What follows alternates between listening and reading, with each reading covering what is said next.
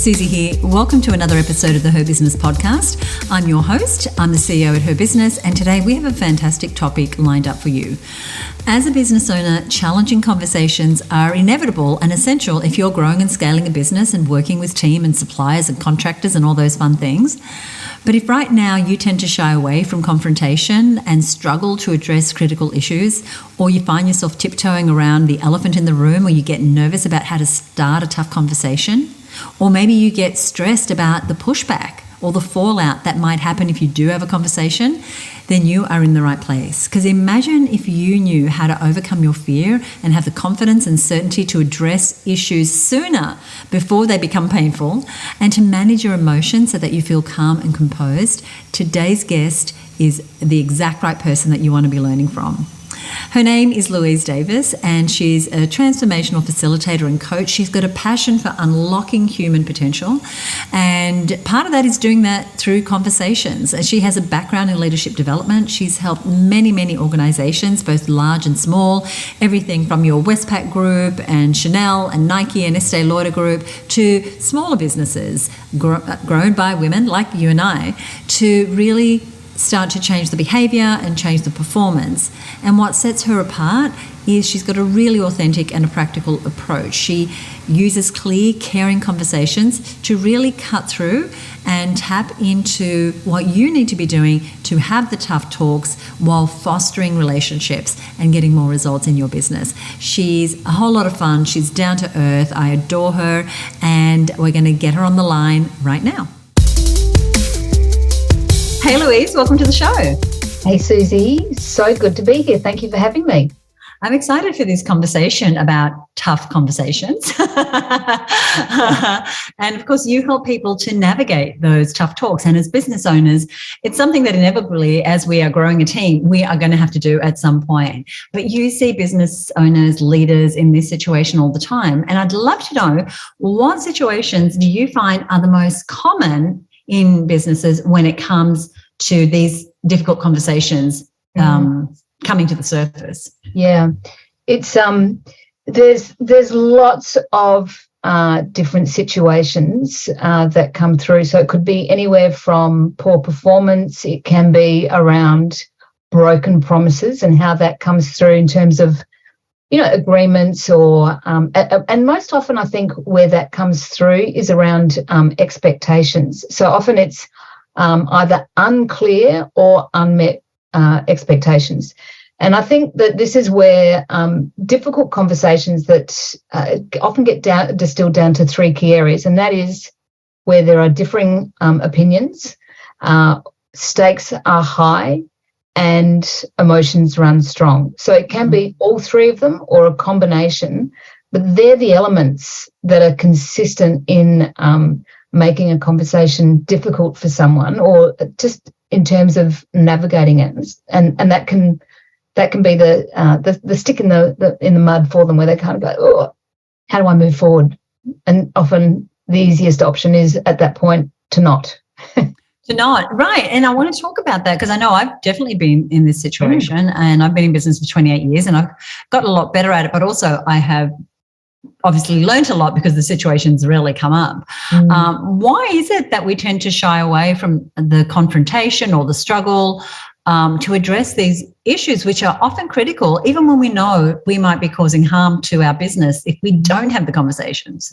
It really is interesting, and it's something that I am fascinated around. And what I've found, whether that's in larger organisations that I work with and working with business owners, is probably one of the number one fears that comes through is around the fear of damaging or ruining relationships.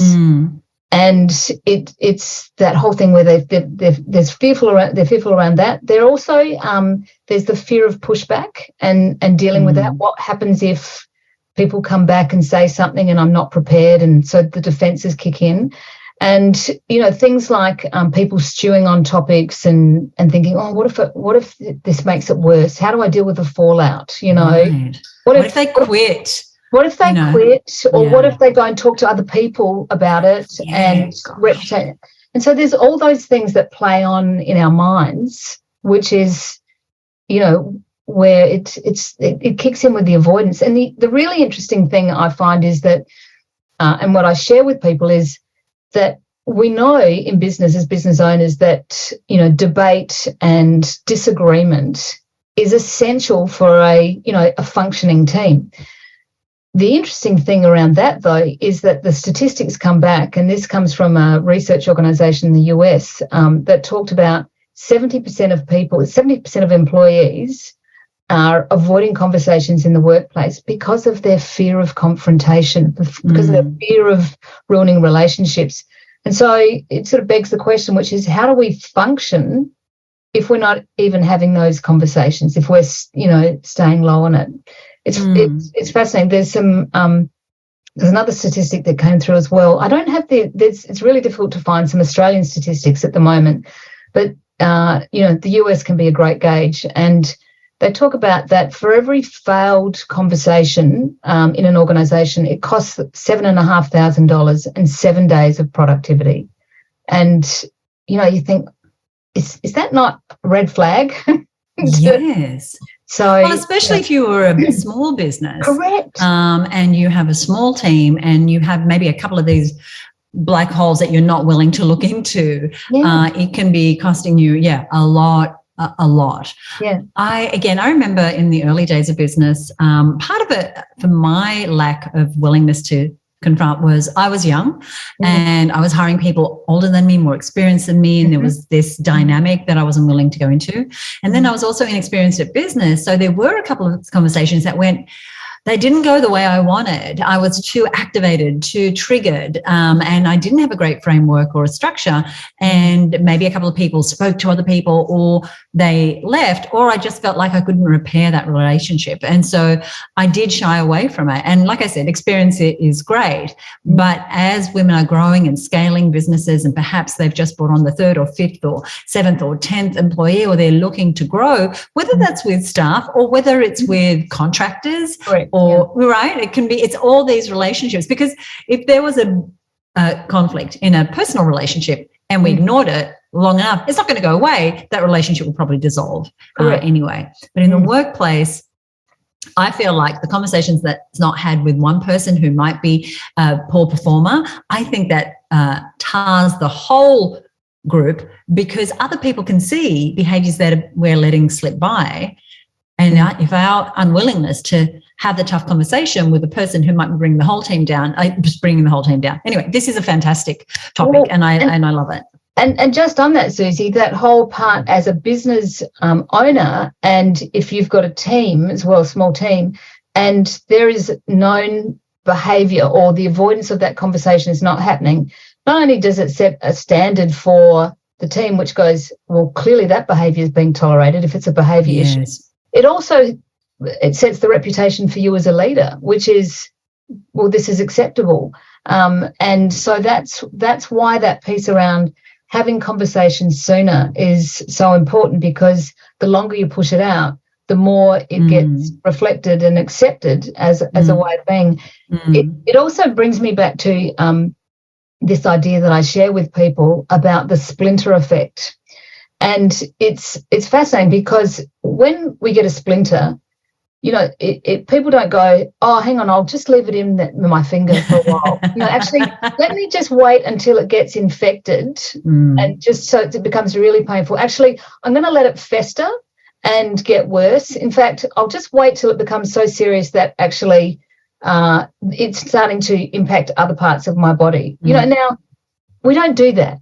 We go, that splinter is there. We know it, take it out. And yet what I see that happens in business with people is that the splinter stays there. It just gets ignored. And often what happens is people, and clients that I've worked with, they often go, well, difficult conversations are disciplinary conversations. So they wait till it becomes a big issue. And my invitation to people is to go, actually, what would it be like if those splinters, those little things like an annoyance or an irritation or something that wasn't delivered the way you wanted it to, but you're able to pick up on it earlier and you can have that conversation sooner, then you're pulling the splinter out and you're addressing it and you're creating, awareness, and there is transparency in the conversation, and people go, oh, I understand what you mean now. And you don't have to have that sort of infected disciplinary, right? It doesn't have to fester. Yeah. I know that it can be, again, from personal experience, really uncomfortable to go into that conversation in the first place. And we may judge ourselves if we don't do it and we let it go and, oh, my gosh. And I know that what you do is you work one-on-one with leaders to give us the structures and the language and the way to do it so that it's effective. How do we even get the ball rolling? Yeah. Well, I have to make a confession, Susie, and that is that I talk to people about difficult conversations and I don't like them. I am not a fan of difficult conversations myself in my own life. It's one of those things where I go, I don't think they spark joy in my life. But I don't know that anyone does sort of go, I'm yet to come across someone who says, give me a good, difficult conversation. Bring it on, baby. Because they are difficult in that sense. And the thing for me, the distinction is around, while I don't like them, I know how to have them. And that has been a skill, a technique and practice that I learned. And one of the reasons why I'm so passionate about it, and I came across this in a book called Conversational Intelligence by Judith Glaetzer. And in the research that their company did, they discovered that the ability to lead or have a difficult conversation is one of the 2 least developed skills in the workplace. And so I'm like, man, this is crazy. But it also is what leads to dysfunctional teams, but you can flip it and go, well, how do we have a functional team? By having better conversations. So in answer to your question, it's I've been doing a lot of research and people always, Google, and people say, be prepared before you go into a conversation, which is important, absolutely. But it's the type of preparation that I think is really important. And the one thing I've found that has been overlooked and ignored in my experience is, and it's hiding in plain sight, is this idea that it's not one conversation that we're having when it comes to a difficult conversation. There are, in fact, 2. And often what we do is we focus on the external conversation with the other person, and the conversation that we're not paying attention to, which I am inviting people to get really clear around, is the internal conversation. And that's that conversation which is, what's the story you're telling yourself? What's it's that, and the story that you're telling yourself influences how you go into the conversation that you want to have with that person. So often people are looking for evidence that validates their perspective, and they go in and there's they're holding a position. And so I invite people to go, well, the story you're telling yourself is just your story. It's not the story. And so then it's around, how do you start to audit the story? And so there's a 5-step process that I invite people to think about and very quickly, in terms of those 5 steps. It's, what's the issue, and being very specific about it. What is, when was the last time you had a conversation with the person about this? Because often what happens is that we've got this conversation about a person and their behaviour going on in our head, and the other person has no idea that there's an issue going on, and they can feel blindsided. So getting clear around that, then thinking about your emotions and how you're feeling about it, and being able to name and tame those emotions, and then inviting the question, which is, how do you know you're right? So what information is missing? You've got your perspective, but what else is missing? And then having the facts. What are the facts that support this situation that's going on, as opposed to your opinion? Because opinions are subjective. So they're the key things. I love that. I love those 5 points. Would you just give them to us again one more time? Yeah. So what is the issue? So getting really specific about the issue, because often, and when people go through this, they will often come back to question number 1, which is, what is the issue? Because they go, actually, what I thought was the issue is not necessarily the issue. There's an underlying part. So what is the issue? When was the last time you had a conversation, or what conversations have you had so far? Name and tame your emotions. How do you know you're right? And what are the facts? What information, what objective data do you bring to the conversation? And the idea then is that when people go through it, it's, to me, Susie, it's not rocket science. But we just don't give ourselves that time to go through and pause to be able to go, actually, hang on a minute. And what it does, and what I've found, people come back to me and they say, I've gone through this process and it allowed me to feel more calm, composed and confident. And the biggest thing that people will say to me is, I just want to feel confident about doing these sorts of conversations. Right, because we don't want to be on the back foot. We don't want to be, we want to be prepared. Look, I think all of us, we want to have a harmonious, beautiful workplace with people who are working for us, who are helping us reach our dreams, we want to elevate.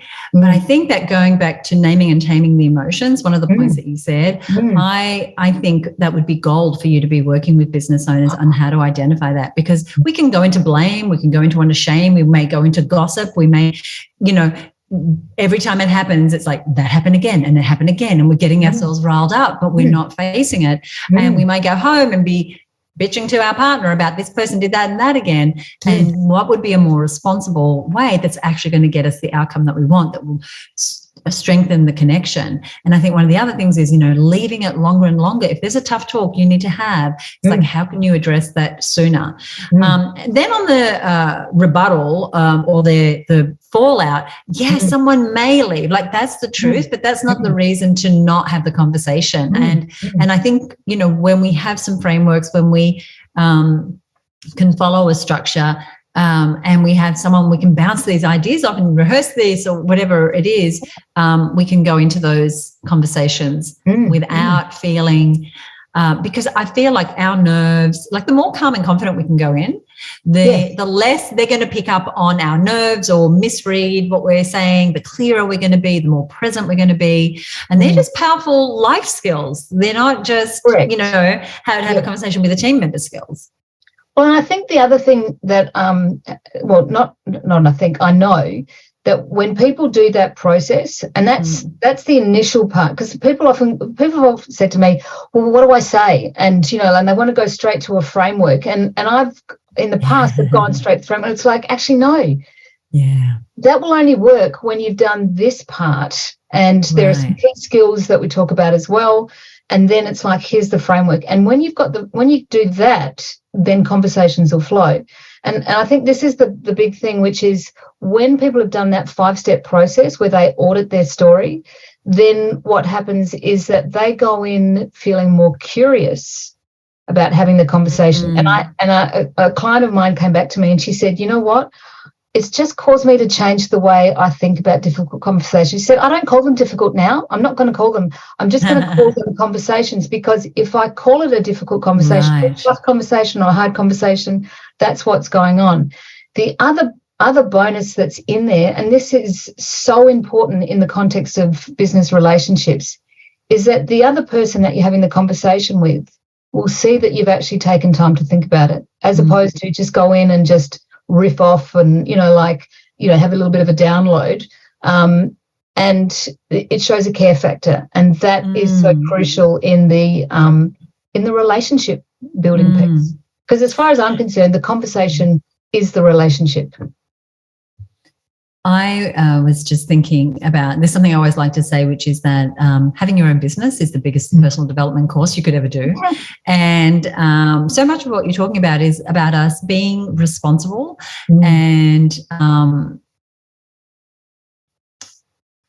that the work that we need to do to prepare isn't just having the 5 steps. It's like if I gave someone the 5 keys to creating a great sales page, that's not going to give them a great sales page, because they need to do the work to know how to write headlines or how to create case studies or how to put together a compelling offer. Like, there's the work to do before the work. So it's not just about, we're not saying jump on in, have the conversation, here's the 5 things you need to consider. It's about doing the work. And I know that work is the one-on-one coaching, the one-on-one support that you offer business owners. And so a little later on, I'll tell you how you can get in touch, Louise, with Louise, to be able to work on that. I want to ask you a couple of questions about you as a business owner. Sure. So when it comes to growing your business, and of course you've worked with big brands, as I mentioned in the introduction earlier, and you work with smaller, perhaps unknown brands, but with leaders who have teams. What 3 strategies do you feel have contributed to you having a business for so many years now, having a business where you do have repeat clients and people do bring you back as they bring on new leaders, as teams grow? What 3 strategies do you feel have contributed to you growing the business that you have? Yeah, I think it's a great question, and it's made me have a big think about it, because I go, just 3, okay. Give me more. I don't mind. I think the biggest thing, that's one of the biggest strategies for me, is the ability to have the regular conversations and to be a good listener. So to listen to what I have, offerings, programs that I've got. It's also listening to the client to be able to see, well, what's the issue, what's the problem that's going on. And the biggest thing that happens is that, when they feel heard, and I'm able to then replay that in a proposal or in a conversation or a meeting, then they go, she gets me. And so I think that's one of the biggest things that that comes through. So that's the trust that happens there, because people are investing, their time and money, and it's a big deal for business owners in that sense. So that's there. I think the other part is so the conversation, staying in touch is key. Listening, and experimenting, continuing to sort of to tweak, not to get too stuck and go, how do I keep changing? And I think for me the piece around experimenting has been, that strategy has been very much come alive as being part of the Marketing Success Mastermind group. So just having a cohort of people, because as a solopreneur and working, in different businesses, but having that network of people to come back and go, let me bounce this idea. That's just I didn't realise how much I needed to have that. Whether that's the Her Business Network, the mastermind, so valuable. Yeah, well, we love having you part of the mastermind and part of the Her Business Network, of course. Now, at Her Business, as you know, we have a tagline, which is do what you love every day. What does it look like when you're doing what you love in your business?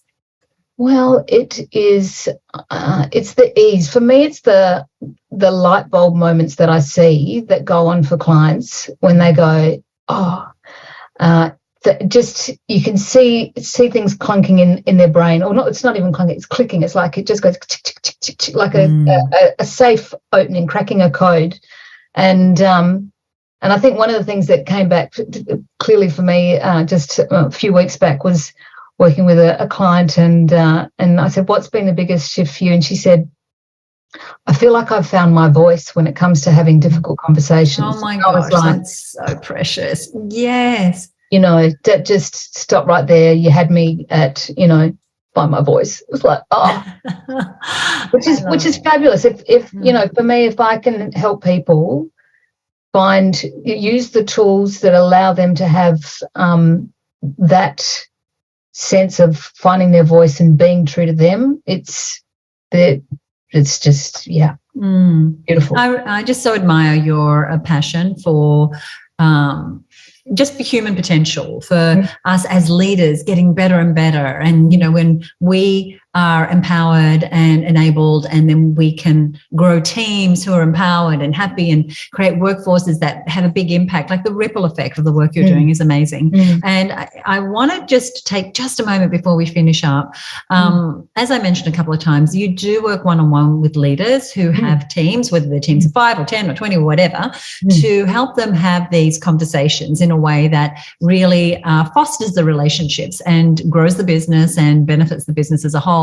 What might someone expect from that experience? Can you tell us just in a few sentences? Is that possible? Absolutely. So I create a space with Mastering Difficult Conversations where it is over a 30-day period, but it's a space for people to shift their thinking from their fear to what are they focusing on in having that conversation, and being able to understand some key foundational skills, the framework, so that then conversations flow. So we work one-on-one in a sort of a session, and then we have touch points, quick conversations over that 30 days.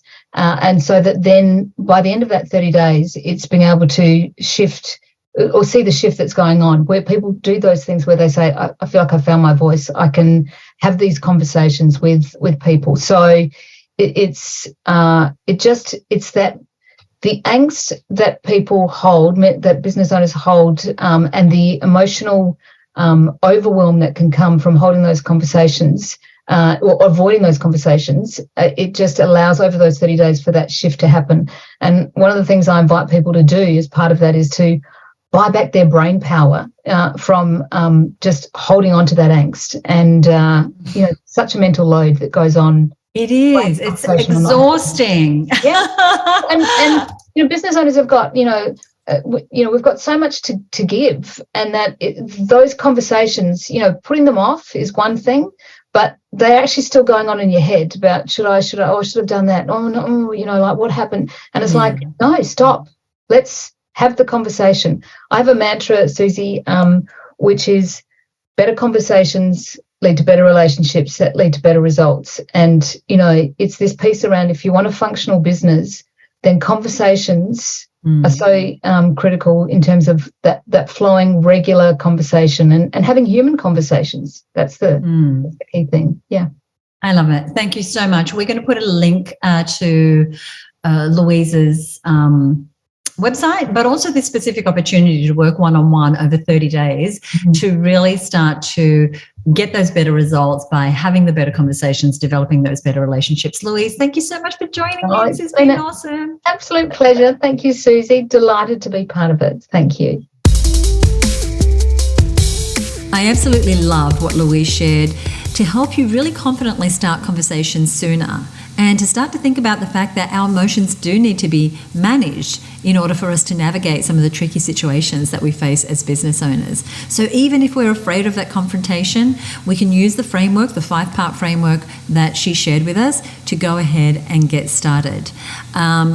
The thing that I want to invite you to do is, if you are growing a team, if you find that this is an area, like I said in the interview, it's an area for me that I was really stuck on. I used to hate having those conversations, and I would leave that splinter in till it festered, and inevitably something would go wrong. And so getting on the other side of that, becoming more confident in being able to have the conversation, but have it be a fair conversation, recognizing our own internal dialogue, recognizing where we might have been allowing behaviors to continue that shouldn't have, but also having a great framework and a coach like Louise to help us put that in place in our business. Imagine after 30 days the sort of turnaround that you could have in your business if you could develop this skill. There's so many skills and practices that we talk about here on the show, and right now inside of Her Business we're talking about the people growth zone and growing your teams and growing your businesses successfully. And it's not just the people who work for you. It's about having conversations with that graphic designer that's let you down, or that contractor who keeps delivering late. All those are conversations that you could be having in a more powerful way. So over on our show notes page, you'll find a link to the opportunity to work with Louise and to Louise's information. So you will find that over at herbusiness.com/233. That's herbusiness.com/233. 233 is our episode number today.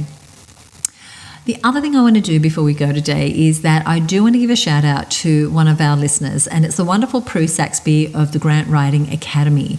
Now, she recently listened to an episode which was all about having an income plateau with your business. And if you've ever seen your income go flat, like you just haven't been able to figure out how to raise your income, then you want to listen to that episode. So that was episode number, I'll put it in our show notes, but it's just 1 or 2 behind this one. And she said, I can't wait to listen to this, Susie. I look forward to each new episode and to re-listen and take notes. She said, I love the idea of taking things to new heights. It's always good to hear strategy options and consider them for my business. Thanks for putting all the information together for us. So I love putting this show together for you. If you enjoyed today's episode, please reach out to Louise. If you enjoyed today's episode, I would love it if you would share this episode with your friends, other women business owners who might be struggling struggling with that conversation, maybe they're coming to you and saying, this team member is really pissing me off. Whatever it is, share this with them so we can get them on the right track of having wonderful conversations that end up with great results. So I love hearing from you, whether it's a comment on our social media, whether it's a review on Apple Podcasts. I would love to hear from you. If you'd like to contact me direct, you can get me at podcast@herbusiness.com. And once again, you can get in touch with Louise and get all the details to the things that we mentioned here today over at herbusiness.com/233. Final thing I want to say to you, if you are a business owner and you are stuck at the $100,000 mark and you are really looking to grow, then we have something really special coming up. It's the 2023 Business Growth Summit for Women Entrepreneurs. It's a free week-long event with 12 world-class speakers, best-selling authors, inspiring entrepreneurs, and it's free. We're going to be looking at how to master the inner and outer game of business for maximum growth and ultimate success in your business. And you can join us by heading over to herbusinesssummit.com. That's herbusinesssummit.com. We've included a bunch of great bonuses to help you implement the lessons that our guests are going to be sharing and to put them to work in your business. So thank you so much for joining me today. I'll see you back here in the next episode. Bye for now.